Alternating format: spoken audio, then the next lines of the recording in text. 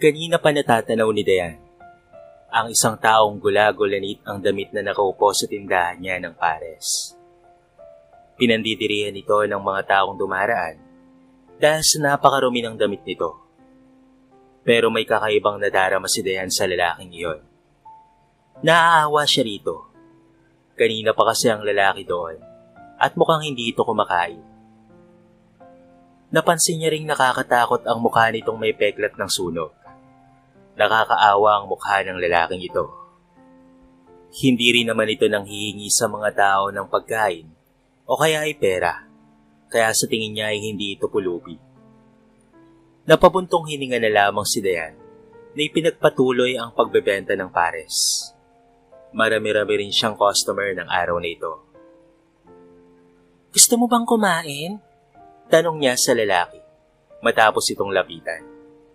Tumitig lamang sa kanya ang lalaki na ang mga mata ay puno ng pagtataka. Umiling-iling ito at muling sumandal sa padera.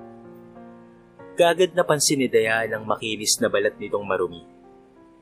Natigilan pa siya nang makita ang abs nitong nakalabas nang dahil sa punit-punit na suot. Kaagad na pinalis ni Dayan ang kalokohan ng kanyang isip at bumalik sa loob ng paresan niya nang hindi siya pinansin ng lalaki. Kumuha siya ng isang bowl at muling binalikan ito. Iniabot niya sa lalaki ang bowl ng pares. "Miss, I'm not asking for that." Namilog ang mga mata ni Dayan sa narinig. Napawaw na lamang siya sa isipan dahil sa straight na English ang narinig niya. Hindi man lamang pumalya ang dila nito. Ang baritonong boses ng lalaking kaharap ay tila musika sa pandinig ni Dayan. Siguro kung hindi sunog ang mukha nito, ay napakagwapo nito. Lalo na siguro kung hindi ito mabaho at nakabihis. Alam kong naugutom ka na. Hindi ko naman yun pababayaran. Ibibigay ko lang sa'yo. Tumunog ang sikmura nitong halatang kumakalab na.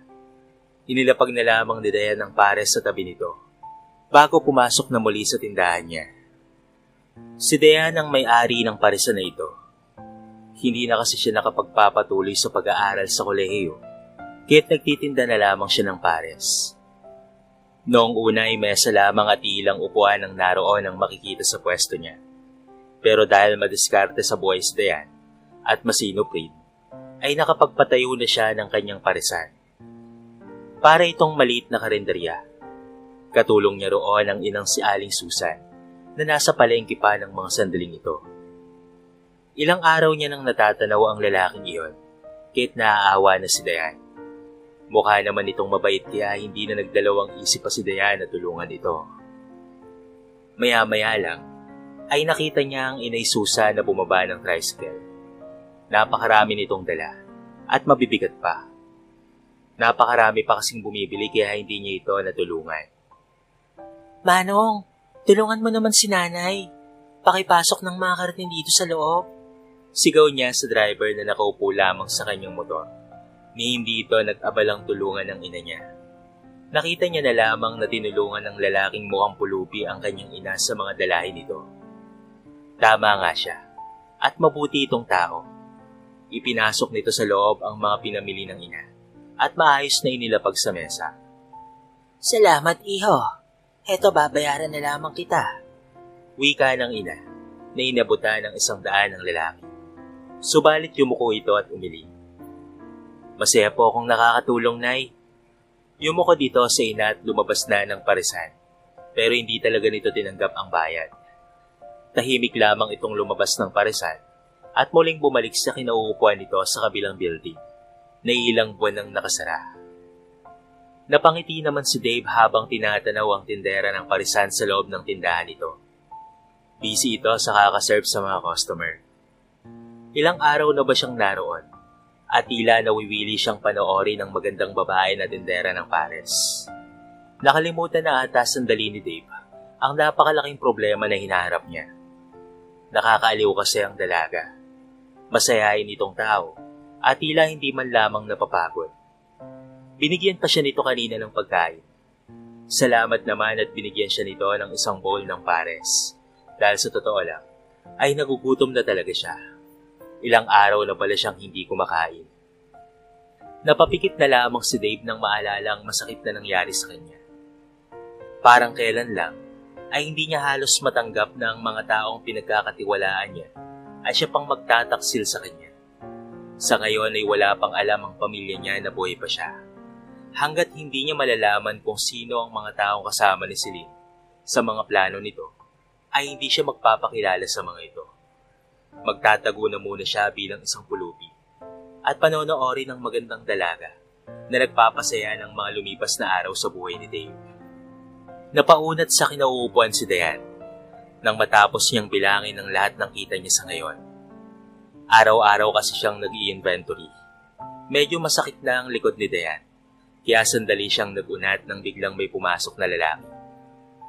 Sorry sarado na po kami. Nang magtaas siya ng tingin, ay bumungad sa kanya ang kanyang stepfather na lasing na naman. Paniguradong hihingi na naman sa kanya ito ng pera. Sakit sa ulo talaga nilang mag-ina ang stepfather niya at ang anak nitong batugan na nasa kanila nakatira. Minsan ay ninanais ng sumbatan ni Diane ang ina kung bakit ba ito nag-asawa pang muli. Sana hindi na magulo ang buhay nila nang dahil sa mga ito. Matagal nang patay ang kanyang ama. Gulat na lamang siya ng isang araw nang may dinalang lalaki ang kanyang ina sa bahay nila at pinakilala sa kanya na karelasyon nito. Lalong namroblema si Diane nang dinala ng stepfather ang anak nitong lalaki na 16 na taong gulang na. Nag-aaral pa ito ng high school pero napakapasaway din kagaya ng tito Nardo niya. Palagi na lamang itong lasing na umuwi galing sa trabaho sa construction. Umaabuso na ito sa ngayon na parati na lamang siyang hinihingian ng pera. Nagmamadaling itinago ni Diane ang kita niya ngayong araw sa bag niya. Diane, utangin mo nga muna ako ng pera dyan. Nagkayayaan kasi kami na nakumparang Edgar sa inuman. Naubusan ako ng pantoma, kaya pahiramin mo muna ako. Ibabalik ko na lamang sa sahod ko sa Sabado. Lasing na nga ito, pero nakukulangan pa rin. Napapailing na lamang si Diane. Hindi niya rin alam kung bakit kasi pinatulan ng ina niya ang ganitong klaseng tao. Wala akong pera. Pinamili ko na kanina ng lulutuin para bukas. Seryosong saad niya at nagiging alerto ang mga mata sa posibleng gawin ito. Kalimitan kasi kapag lasing ito, ay nagwawala ito. Maayos naman sana ito kapag hindi lasing. Wala ka palang kwenta, kagaya ng nanay mo. Lasing na nga ito, ngunit nagulat na lamang si Diane nang dinampot nito ang isang upuan at ibinato sa kanya. Mabuti na lamang at nakailag siya. Wala kang modong bata ka. Didisiplinahin kita. Akala mo hindi ko alam na hanggang ngayon ay hindi mo pa rin ako matanggap sa buhay mo bilang ama. Kinuha nito ang isa pang upuan at ibinato ulit kay Diane. Tama na, ano ba? Pababasik ang mga gamit ko rito sa loob. Sinalag na ng dalaga ang isa pang upuan na binato nito. Sobrang sayang talaga kapag nabasag ang plastic na upuan niya. Ngunit natigilan siya nang may malakas na bisig ang pumigil sa mga kamay ni Mang Nardo. Pinigilan ito sa pagwawala. Kumabog ang puso ni Diane nang makita ang pulubing lalaki kanina sa labas ng paresan niya. Tinanggal nito ang upuan mula sa pagkakahawak ni Mang Nardo. Itawan mo ako! Bakit ka ba nangangialam pang pulubi ka Itawan mo nga ako! Sigaw ni Mang Nardo. Subalit hinila nito ang matanda papalabas ng tindahan niya ng parisan. Pagkatapos ay muli itong bumalik sa loob at isinara ang pinto ng parisan niya. Okay ka lang ba? Nag-aalala nitong tanong na mabilis na lumapit sa kanya. Nakita nitong duguan ang mga kamay ni Diane nang dahil sa bubog na nagmula sa nababasig na baso. Salamat, okay lang ako. Konti lang naman ito Wika ni Diane habang napapangiti. Lumapit ang lalaki sa kanya at walang ano-ano ay dinala siya nito sa lababo. Nagtaka si Diane ngunit kinakabahan ng dalaga. Hinugasan nito ang sugatan niyang kamay at pagkatapos ay kumuha ito ng gamot mula sa medicine kit niya sa loob ng tindahan. Salamat sa'yo. Nakangiting wika ni Diane sa lalaking seryosong naglalagay ng benda sa malaking iwan na nasa palad niya. Mabuti na lamang at hindi natatakot sa sakit si Diane. Kahit mahapdi ang kamay ay kinain niya na lamang ito. I see that your badly needed my help. Hindi napigilan ni Diane ang matawa sa pananalita nito. Halatang galing siguro ito sa mga mayayamang pamilya. Pero nakapagtatakang bakit nasa kalye ito at ganito ang itsura. May nakakatawa ba? Wala naman. Ako pala si Dean. Ikaw, anong pangalan mo? Dave. Tinanggap ng lalaki ang mga kamay niya. Biglang kumabog ang puso ni Dean matapos magdaop ang mga palad nila ng lalaking pulubi. Ang init ng mga palad nito ay tila tumulay sa mga kamay ni Dean. Kaya kaagad niyang binawi ang mga kamay niya. Nasa labas pa rin ng tindahan niya ang stepfather na nagwawala. Napabuga na lamang ng hangin si Dean nang mapansing mag-aalas 7 na pala ng gabi. Gusto mo bang kumain? Magluluto ako. Gutom na ako eh. I'm sure hindi aalis si Chong sa labas ng tindahan ko. Matatahimik lang yan kapag nakatulog na. Kaagad na isinuot niya ang apron at nagluto na lamang ng beef steak. Nagsalang naman siya ng kanin sa rice cooker habang si Dave naman ay nakaupo lamang sa isang upuan at nakamasid sa kanya na nagluluto. Nakakaramdam tuloy ng pagkailang si Diane sa mga tingin ng lalaki sa kanya. Tagasaan ka ba? Bakit hindi ka umuwi? Ilang araw na kasi kitang nakikita na palaboy-laboy rito sa kalye. Tanong ni Diane sa lalaking nakatitig pa rin sa kanya. Maganda ang mga mata nito, kaya sigurado siyang gwapo ito bago masunog ang mukha nito. Medyo hindi pa kasi gaanong matagal ang peklat nito dahil sa sunog. You wouldn't believe me if I will tell you. Nakangiting wika nito. Napakaganda ng mga pantay-pantay at puting ngipin nito. Teka nga lang, pwede bang magtagalog ka? Panay English ka kasi. Nakaka-nosebleed na. Hindi alam ni Diane kung may nakakatawa ba sa sinabi niya. Pero natatawa talaga ito. Napangiwi na lamang si Diane na ipinagpapatuloy na ang ginagawang paghahanda ng hapunan nilang dalawa. Ipagluluto niya ito bilang pasasalamat sa kabutihan nito sa kanya kanina. Iniligtas siya ng lalaki mula sa kanyang stepfather na lasing. Masayang pinagsaluhan nila ni Diane ang napakasarap na steak na luto niya. Sinusubukan naman ni Dave naman ang galog, na ikinatuwa naman ni Diane. Hindi niya na lamang pinilit ang lalaking tanongin nito patungkol sa sunog nitong mukha. Ngunit nakita niya ang lungkot sa mga mata nito, kahit nagawa niya itong patawanin. Sa mga sumunod na araw, ay nakita niyang maayos na t-shirt na ang suot nito at lumang pantalon. Pero naroon pa rin si Dave sa dating pwesto nito na nakaupo pa rin. Paminsan-minsan, ay naglalakad ito papunta sa kabilang building ng isang construction company. Pagkatapos ay pumabalik naman ito sa pwesto nito. Nagulat naman si Diane dahil may pera na itong pambili ng pares niya. Dito ito kumakain sa kanyang paresan mula umaga, pananghalian at hapunan. Nagtataka tuloy si Diane kung hindi ba ito nagsasawa sa pagkain ng pares niya. Anak, napapansin ko lang. Di ba yung si Dave na yan ay nakakapagduda ang mga kilos? Tanong ng kanyang inang si Aling Susan. Nay naman, mas nakakapagduda kung saan napunta ang digital camera kong nawala sa bahay. Sumbat niya sa ina. Kung minsan, dito lamang siya natutulog sa paresan niya. Naiirita siya kapag nadadatnan sa bahay ang batugang mag-ama na Nardo at Bert na parehong pasaway at batugan. Duda nga niya, ay binenta ni Bert ang digital camera niya. Kaya dinala niya ang iba niyang mga gamit dito sa paresan. May maliit naman siyang kwarto rito na pwede niyang pahingahan. Kompleto rin ito mula sa banyo at CR, kaya't komportable na siyang hindi umuwi sa bahay nila ng nanay niya. Anak naman, pero seryoso ako anak. Napabuga ng hangin si Diane, sabay sabi sa ina na huwag na lamang silang makialam sa buhay ni Dave. Mas kailangan nilang alalahanin ang mga buhay nila. Kung minsan talaga, ay miyembro rin itong inay niya sa mga grupo ng marites sa kalye nila. Kinagabihan, ay narinig niyang may kumatok sa labas. Magsasara na noon si Diane, kaya't sumigaw siyang sarado na sila. Pumukas ang pinto ng parisan at iniluwa doon si Dave na nakangiti. Hi, busy ka ba? Hindi naman. Nagpapahinga na ako. Bakit? Seryoso ang mukha nitong lumapit sa kanya. Can you do me a favor, please? Napatingin siya sa kulay brown ng magagandang mga mata ng lalaki at nagtataka na lamang si Diane nang mapansing pamilyar sa kanya ang mga mata nito. Ano ang hihingin mong pabor sa akin? Anything? Huwag lamang pera.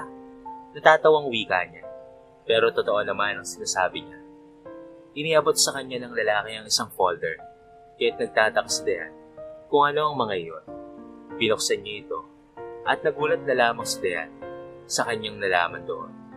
Isang authorization paper ang naroon na nakapangalan sa kanya. Ililipat sa pangalan niya ang napakalaking halaga ng pera mula sa pangalan ng isang Daniel Dave Montesilio. Daniel Dave Montesilio? Pag-uulit niya pa sa nabanggit at natigilan. The name sounds so familiar. Natigilan si Dayan at napatitig sa lalaking kaharap. So, ikaw si Daniel Dave Montesilio? Ikaw ang may-ari ng kumpanya sa kabila? Pag-aari mo ang mataas na building na yan? Napatakip sa bibig si Dayan nang tumango ang lalaking kaharap. Yes, I am. Lalong tila ipinako si Dayan mula sa kinatatayuan niya. 6 na buwan na kasi ang lumipas ay isa si Dayan sa mga trabahador ng construction company na yan. Isa siya sa nakapasang sekretary ng boss nilang si Mr. Daniel Dave Montesilio. Si hindi malamang kadahilanan ni Dayan ay pinaalis siya ng personal assistant ng lalaki.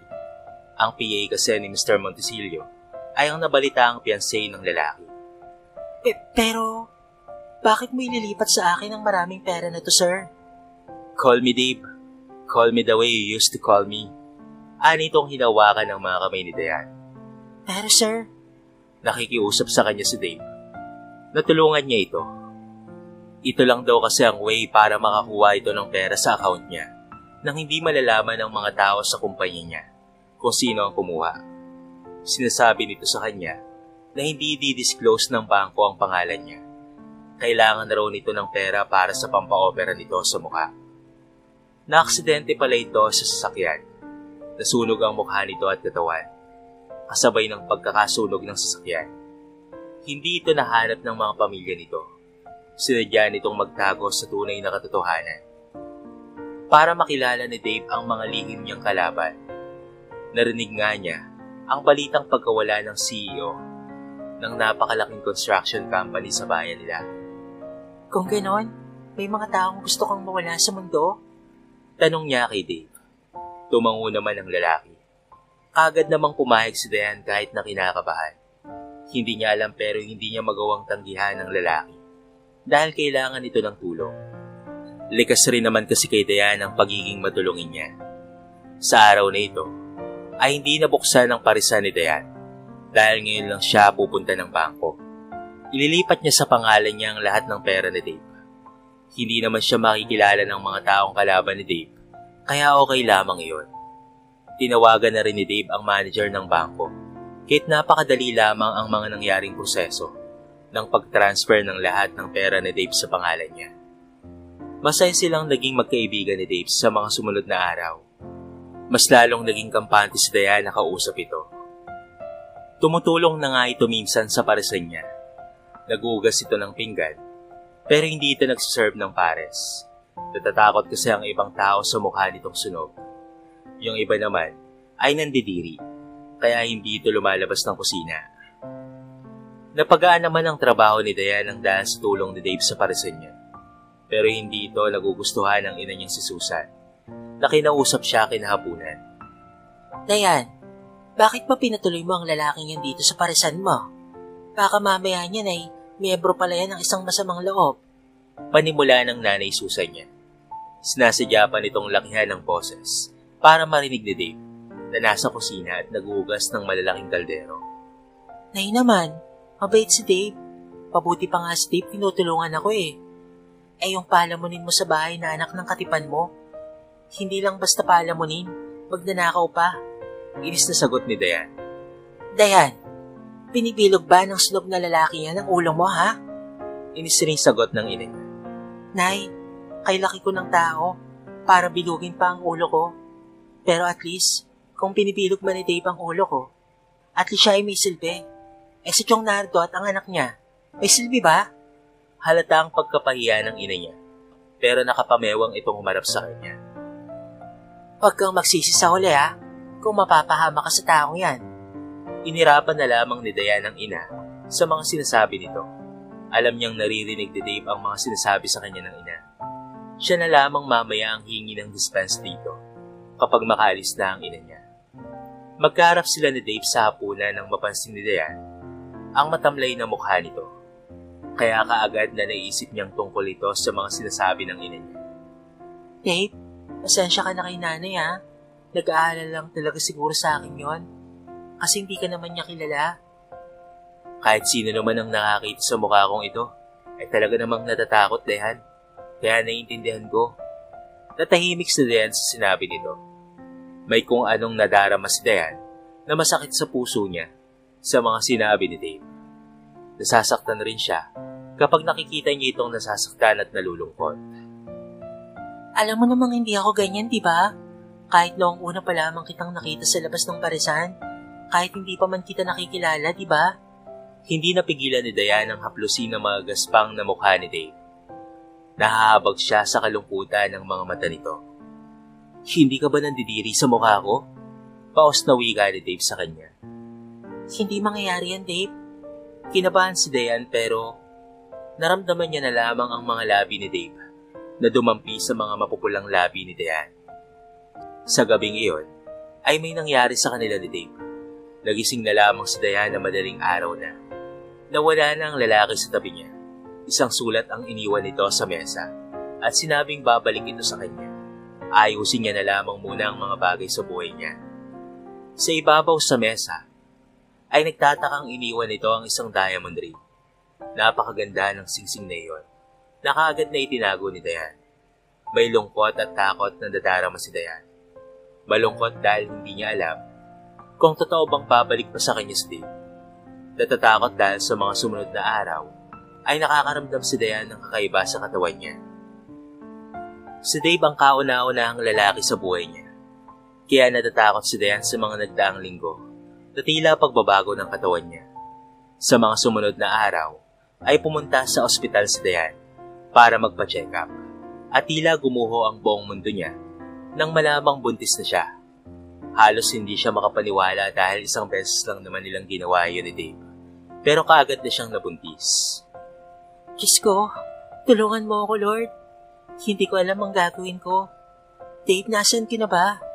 May luha sa mga mata si Diane habang naglalakad papalabas ng ospital.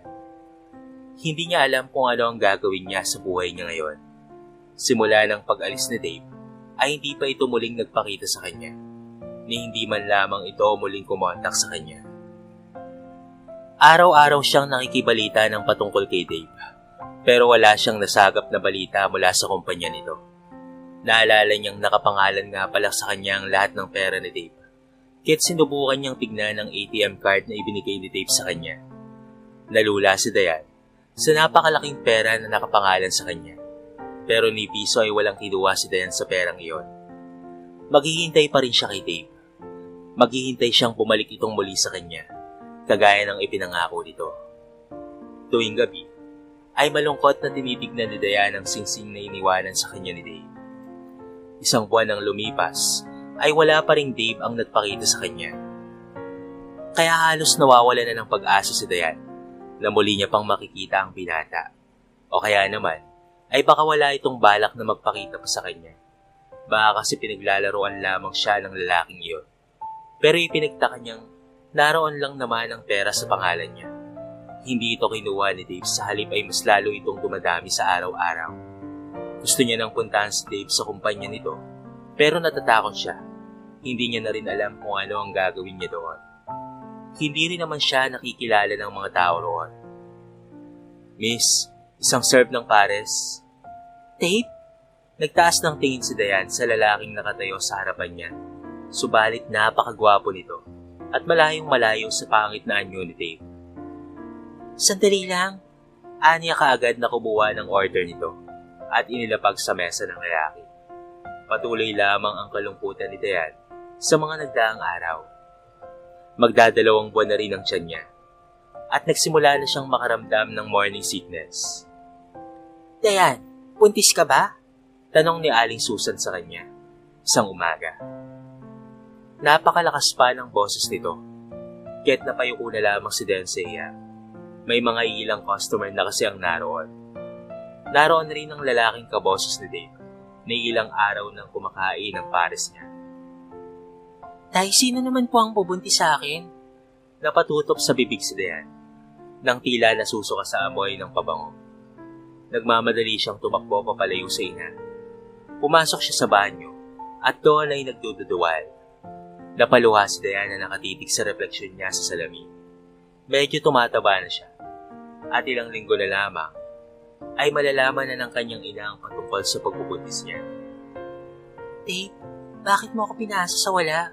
Nasaan ka na ba? Bakit hindi mo ako pinalikan? Napapayak na lamang si Dayan.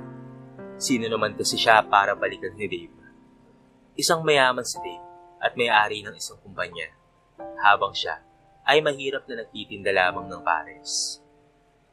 Baby, hold on ka lang dyan ha. Kahit wala si Papa, darito si Mama at hindi kita pababayaan, anak ko. Kahit nalulungkot at namomroblema, ay pinagpatuloy ni Dayan ang buhay niya. Kahit hindi siya sigurado kung babalik pa ba si Dave o hindi na, ay pinagpatuloy pa rin niya ang pagbubuntis niya. Desidido na siyang harapin ang lahat ng kahihiyan at harapin ang kanyang inang si Aling Susan. Sa mga sumunod na buwan, ay lolobo na ang tiyan niya at hindi na niya ito may tatago pa. Kahit ganoon ay naging mabuting ina si Dayan sa anak na nasa sinapupunan niya. Nagpapaprenatal siyang mag-isa sa ospital. Iniinom niya ang mga vitamins at gatas ng buntis. Tinitiis niya ang hirap ng morning sickness niya. Kailangan niyang bumangon kahit medyo nahihilo para makapagluto at makapagtinda. Hindi niya gagalawin ng pera ni Dave kahit anong mangyari. Miss, okay ka lang? Mabilis na inalalayan siya ng lalaking umorder ng pares. Ito yung kaboses ni Dave. Parehong-pareho rin ang bulto ng katawan nila ni Dave. Kaya kung pipikit si Dayan, kagaya ngayon, ay parang si Dave ang narito. Okay lang ako, mister. Lumayo siya sa lalaki, subalit talagang hilong-hilo si Dayan. Mabilis na sinalag pa rin siya ng lalaki, kung hindi ay baka nasa sementadong sahig na siya. Sinasabi ko na nga bang buntis ka? Namumutla si Dayan nang makita si Aling Susan na pumasok sa loob ng paresan niya. Galit na galit ito. Magsisinungaling ka pa talagang babae ka. Akmang hahampasin na sana siya ng kanyang ina nang pinigil ito ng lalaking gwapo na nasa harapan niya. Ma'am, nahilo po ang anak niyo. Mas mabuting dalhin ko na lamang po siya sa ospital kaysa saktan niyo po siya. Pigil ng lalaki sa ina niyang si Aling Susan. Hay lalaki, huwag kang mangingialam dito ha. Sino ang ama ng batang yan ha, Dayan? Sino? Galit na galit sa kanya ang kanyang ina. Hindi naman alam ni Dayan ang gagawin niya. Hilong-hilo pa rin siya na dinagdagan pa sa amoy ng kanyang ina na hindi niya gusto. Mas lalo pang nahihilo si Dayan at nagdududuwal. Nahihirapan siyang tumayo ngunit maagap na inalalayan siya ng lalaki papunta sa banyo. Hindi niya alam kung bakit alam ng lalaki ang banyo niya. Pero hindi yun mahalaga dahil duduwal na talaga siya sa lababo. Sumunod naman sa kanila ang inang nakatungayaw. Mas lalo lamang dinagdagan ng ina niya ang pagkahilo niya. Pinagpapawisan si Dayan ng malamig habang hinahagod ng lalaki ang likuran niya. Ikukuha kita ng mainit na tubig ha? Malambing na sabi ng lalaking hindi kilala na heto't nakaalalay pa rin sa kanya. Umiling-iling si Dayan dahil pakiramdam niya ay bumabaliktad na ang sikmura niya. Dayan, sino ang ama niyan? Sabihin mo sa aking babae ka. Yung sunog na si Dave ba? Ang ama ng batang dinadala mo? Hiyaw ng ina niyang si Aling Susan. Hindi na ata kaya ni Dayan ang lahat. Nagdidilim na ang paligid ni Dayan at pakiramdam niya ay napakalamig ng katawan niya. Dave, nasan ka na ba? Nangingilid ang luwa sa mga mata ni Dayan bago nawalan ng malay. Nataranta naman si Aling Susan at hindi alam ang gagawin. Pero ang lalaking customer nila na umalalay kay Dayan ay binuwat ang anak niya papalabas ng banyo at parisan. Tumigil sa harapan ni Aling Susan ang isang itim na kotse at isinakay nito si Dayan doon. Kaagad na sumakay naman siya sa tricycle ng katipan niyang si Nardo para sundan ang anak niyang tinangay ng mayamang lalaki na iyon. Pagdating sa ospital, ay nagulat na lamang si Aling Susan nang hinarang siya ng mga lalaking nasa labas ng private room ni Diane. Anak ko yung nasa loob. Bakit ayaw niyo akong papasukin? Pasensya na po ma'am. Utos po ni boss na wag po kayong papasukin sa loob. Sagot naman ng lalaking kaharap niya. Frustrated na naupo na lamang si Aling Susan doon sa bench sa labas at hinihintay na bumukas ang pinto ng kwartong iyon. Sigurado ako mahal na ang pangit na lalaki si Dave ang bumuntis dyan sa anak mo. Panimula ni Mang Nardo. Hindi ko alam, mahal. Wala namang sinabi si Diane na nakarelasyon niya ang sunog na yon. Halatang halata na may relasyon sila ng anak mo, mahal. Ilang ulit kong nakita ang sunog na lalaking yun na pumasok sa paresan ni Diane. Kahit gabi na nga nakikita ko pa rin. Nagpupupuyos ang damdamin ni Aling Susan sa nalaman.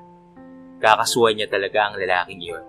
At sasabihan niya si Diane na ipalaglag ang batang ipinagbubuntis nito. Hindi niya matanggap na ang maganda at mabait niyang anak ay makapag-asawa ng lalaking sunog ang muka at isa lamang na pulubi. Walang trabaho at palaboy-laboy lamang sa kalye nila. Pero nasa na kaya ang sunog na mukha ngayon, mahal? Hindi ko na nakikita eh. Habang nasa loob ng private room si Diane, ay puno ng pag-aalala ang lalaking nagdala sa kanya sa ospital. Hawak pa nito ang mga kamay ni Diane habang sinusuri ito ng mga doktor. Hindi niya kailanman binibitawan ang mga kamay ng dalagang nagmamay-ari ng parisa na kinakainan niya. Dok, kamusta siya? Nag-aalalang tanong niya sa doktor. Okay naman na po siya, Mr. Montesilio. Huwag po kayong mag-alala sa kalagayan niya. Iwasin niyo na lamang po na may stress siya kasi nagpupuntis po siya. Kaya siya nahihilo dahil sa stress. Paliwanag ng doktor. By the way, Mr. Montesilio, who is she? Nagtatakang tanong ng doktor na babae. Kaibigan niya ang doktor na ito. Kaya't pinagkatiwalaan niya rin ito. She will be my wife soon. Napangiti ang doktor at nagpaalam na sa kanya na lumabas. Habang si Mr. Dave Daniel Montesilio ay napapangiti na hinahalikan ng mga kamay ni Diane. Sobra niya na itong namimiss. Hindi pa sana siya handang humarap rito at magpakilala dahil sa hindi pa natapos ang bagay na ginagawa niya sa kumpanya. Inaalis niya ang lahat ng mga tauhan ng pinsang si Mark at ng ex niyang si Celine na siyang may pakanapala ng lahat. Ninais ng mga itong mamatay siya para makuha ng pinsan niya ang kanyang ari-arian. Pero hindi siya ganoon kadaling patayin. Nakaligtas pa rin siya sa tiyak na kapahamakan. Pero nasunog ang katawan niya. Hindi kaagad siya bumalik. At sa tulong ng mabait niyang kaibigan, ay nadiskubre niya ang lahat ng kagagawa ng pinsan niya at ng kanyang ex-girlfriend na si Celine.